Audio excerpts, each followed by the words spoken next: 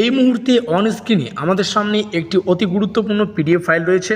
তোমরা দেখতেই পাচ্ছ, উপরে লেখা রয়েছে CBPBU অর্থাৎ কোচবিহার পঞ্চানন বর্মা ইউনিভার্সিটির BA 4th সেমিস্টারের প্রোগ্রাম কিংবা পাস কোর্সের অন্তর্গত 2024 শিক্ষাবর্ষে যে সমস্ত ছাত্রছাত্রীরা পরীক্ষা দেবে এবং যাদের DSC হিস্ট্রি সাবজেক্টটি রয়েছে তাদের জন্য এই যে পিডিএফ ফাইলটা সেটাকে প্রযোজ্য করা রয়েছে। সঙ্গে লেখা রয়েছে আমাদের ইউটিউব চ্যানেলের নাম স্টাডি কেয়ার WB, তারপরে আমাদের যোগাযোগ নম্বর রয়েছে, সঙ্গে লেখা রয়েছে আমাদের আবারও কিন্তু জাস্ট ফর ইয়ার 2024 অর্থাৎ শুধুমাত্র 2024-এর মানে যে সামনে তোমাদের পরীক্ষা 2024-এ যে সমস্ত ছাত্রছাত্রীরা 4th সেমিস্টারের প্রোগ্রাম কোর্সের পরীক্ষা দেবে এবং DSC হিস্ট্রি সাবজেক্টটি রয়েছে তাদের জন্য সঙ্গে লেখা রয়েছে PDF 1।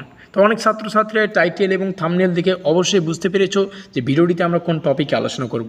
তোমরা সবাই জানো যে কোচবিহার পঞ্চানন বর্মা ইউনিভার্সিটির 4th সেমিস্টারের প্রোগ্রাম কোর্সের ছাত্রছাত্রীদের DSC ইতিহাসের সম্পূর্ণ সিলেবাস থেকে 100% কমনযোগ্য প্রশ্নাবলীকে আমরা কিন্তু আমাদের PDF ফাইলে রেখেছি বা পেইড নোটস আকারে ছাত্রছাত্রীদেরকে প্রোভাইডেড করছি, যেটা তোমাদের পেমেন্ট করে নিতে হবে।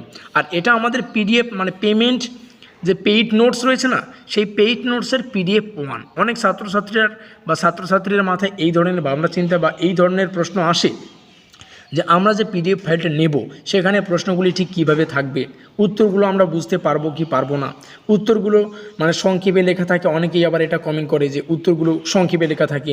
তো দেখো, এই প্রশ্নটা 10 নম্বরের জন্য, একটু পরেই তোমরা বুঝতে পারবে যে 10 নম্বরের জন্য কতগুলো পয়েন্ট করে উত্তর করতে হয়। তারপর অনেকের মাথায় প্রশ্ন থাকতে পারে যে উত্তরগুলোর পয়েন্টগুলো আমরা কিভাবে বুঝবো, PDFটা আমরা প্রিন্ট আউট করে নিতে পারবো কি পারবো না, মোবাইলে কিভাবে পড়বো, PDFটা হাতে লেখা নাকি কম্পিউটার টাইপিং। তোমরা দেখতেই পাচ্ছ সম্পূর্ণ বিষয় তোমাদের সামনে, এটা সম্পূর্ণ কিন্তু কম্পিউটার টাইপিং PDF A4 সাইজে তোমরা চাইলে প্রিন্ট আউট করে নিতে পারো। তোমরা PDFগুলো নিলে যেমন তেমনভাবে সেটাকে ইউজ করতে পারো, মোবাইলেও পড়তে পারো, আবার প্রিন্ট আউট করে নিতেও কিন্তু পারো তোমরা। সঙ্গে আমাদের যোগাযোগ নম্বর রয়েছে, ইচ্ছুক ছাত্রছাত্রী অবশ্যই আমাদের সাথে যোগাযোগ করতে পারো। এবার আসি আমাদের প্রশ্ন এবং উত্তরে। এখান থেকে অনেক সাজেশন তোমরা পেয়ে যাবে, কারণ এই মুহূর্তে দাঁড়িয়ে অনেক প্রকার ছাত্রছাত্রী হয়। কিছু ছাত্রছাত্রী এমন রয়েছে যারা সারা বছর পরিশ্রম করেছো, ভালো পড়াশোনা করেছো, ভালো রেজাল্টের স্বপ্ন দেখেছো। আমাদের PDF নিলে সম্পূর্ণ তথ্য কিন্তু তোমরা ভালো করে পাবে, প্রশ্নগুলি পাবে, উত্তর পাবে, গুরুত্বপূর্ণ সাজেশনও এখান থেকে পেয়ে যাবে যে কোন কোন প্রশ্ন পড়তে হচ্ছে।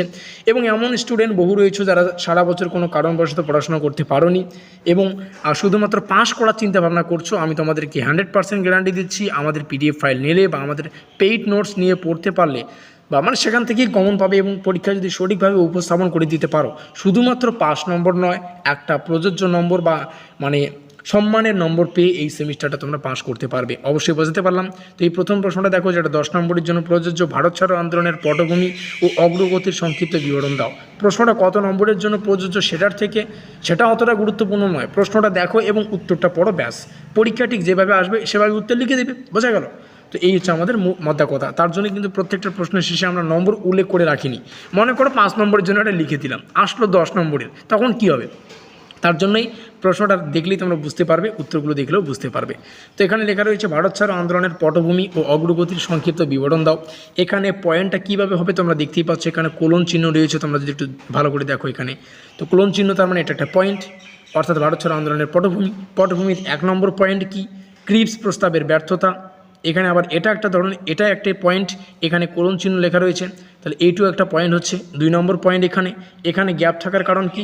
এখানে গ্যাপ থাকার কারণ এটা হচ্ছে প্যারা, অর্থাৎ একটু গ্যাপ দিয়ে তোমাদের লিখতে হচ্ছে বা প্যারা করে লিখতে হচ্ছে। প্যারা মানে সবাই বোঝো যে এই লাইনটার পাশাপাশি না লিখে 2য় নম্বর পয়েন্টটা একটু নিচে লিখবো, আমরা এটাকেই প্যারা বলে আর কি, গ্যাপ দিয়ে লিখবো।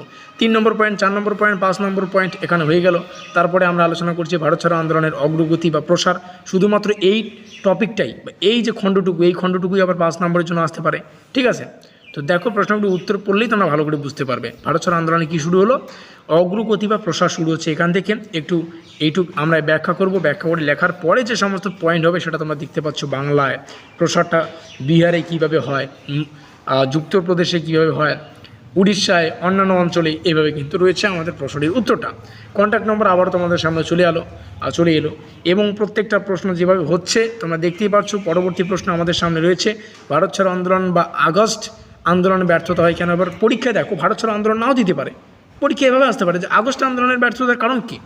আমরা কিন্তু ইউটিউবে এই যে লাইনটা আমরা যে সাজেশনমূলক ক্লাসটা আলোচনা করেছি সেখানে কিন্তু এই লাইনটা ছিল না যে আগস্ট আন্দোলনের ব্যর্থতার কারণ কি। অনেক ছাত্রছাত্রী জানেই না যে ভারত ছাড়ো আন্দোলন কি আগস্ট আন্দোলন বলা হয়। এবং ভারত ছাড়ো আন্দোলনের বা আগস্ট আন্দোলনের গুরুত্ব রাখো, এই গুরুত্বটা তোমরা এখানে জানতে পারবে, ব্যর্থতার কারণ জানতে পারবে। তো এই ধরনের কিন্তু প্রশ্ন রয়েছে, উত্তর রয়েছে, উত্তরগুলিকে ঠিক এভাবে রয়েছে, প্যারা প্যারা করে সুন্দর করে পয়েন্টগুলো তোমরা পাবে। এটাকে জুম করলে অনেকটাই জুম হবে, তোমাদের পছন্দ অনুযায়ী তোমরা জুম করে প্রিন্ট আউট করে নিতে পারো।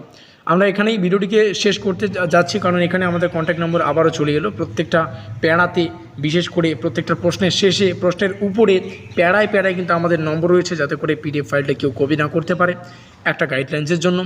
আর ইচ্ছুক ছাত্রছাত্রীরা অবশ্যই আমাদের সাথে এই নম্বরে যোগাযোগ করতে পারো। এই পিডিএফ ফাইলে সম্ভবত 4খানা প্রশ্ন রয়েছে, এটা হচ্ছে আমাদের দ্বিতীয় প্রশ্ন। টোটাল পিডিএফ সংখ্যা 3খানা পিডিএফে আমরা 12টার মতো প্রশ্ন এবং উত্তরকে রেখেছি, 12টার বেশিও হতে পারে, ঠিক আছে, যেগুলো 5, 10 এবং 15 নম্বরের জন্য প্রযোজ্য। পিডিএফ ফাইল নাও, এই সেমিস্টার কাঁপিয়ে পরের সেমিস্টারে চলে যাও, কোনোরূপ অসুবিধা হবে না। আমাদের আজকের এই স্পেশাল ভিডিওটি এই পর্যন্তই।